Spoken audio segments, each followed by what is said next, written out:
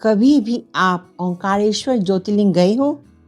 क्योंकि ओंकारेश्वर ज्योतिर्लिंग यानी उस जगह पर जहाँ शिव ने ब्रह्मांड की सबसे कठिन परीक्षा ली और स्वयं को दो भागों में विभाजित कर लिया था। क्या है अद्भुत! ओंकारेश्वर ज्योतिर्लिंग जहाँ शिव भगवान स्वयं को बनाकर प्रकट हुए और नर्मदा के पवित्र तट पर स्थित एक द्वीप, एक आइलैंड जिसकी आकृति स्वयं ओम के समान है।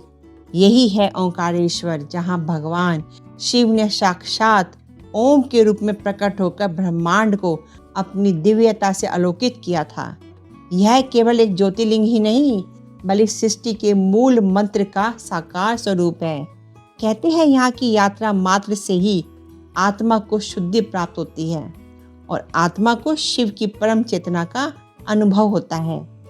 एक समय की बात है, विंध्याचल पर्वत को यह अभिमान हो गया कि वह संपूर्ण सृष्टि में सबसे महान पर्वत है।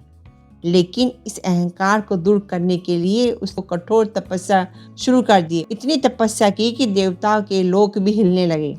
तब भगवान शिव प्रकट हुए। उन्होंने विंध्य पर्वत को आशीर्वाद दिया, साथ ही उसे ये सिखाया कि महानता सेवा और विनम्रता से होती है, अहंकार में नहीं। इसी स्थान पर शिव भगवान ने ओंकारेश्वर और ममलेश्वर के रूप में दो ज्योतिर्लिंग स्थापित किए, जो शिव की दो ऊर्जाओं को सृजन और संहार का प्रतीक है। ज्योतिर्लिंग का महत्व इसलिए है क्योंकि नर्मदा नदी के बीच स्थित एक आइलैंड पर प्रतिष्ठित है और मान्यता है कि यहाँ भगवान शिव को प्रसन्न करने के लिए भक्त अपना ध्यान, साधना और तपस्या करते हैं। आज भी यह स्थान साधकों और भक्तों के लिए सर्वोच्च ऊर्जा केंद्र बना हुआ है।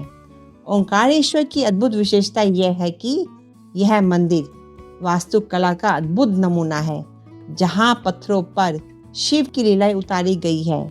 यह नर्मदा नदी पर परिक्रमा करने वाले भक्तों को विशेष आध्यात्मिक लाभ प्राप्त होता है और माना जाता है कि यहाँ जल अर्पित करने से जन्मों के पाप समाप्त हो जाते हैं। देखा, इसे कहते हैं शिव की लीला।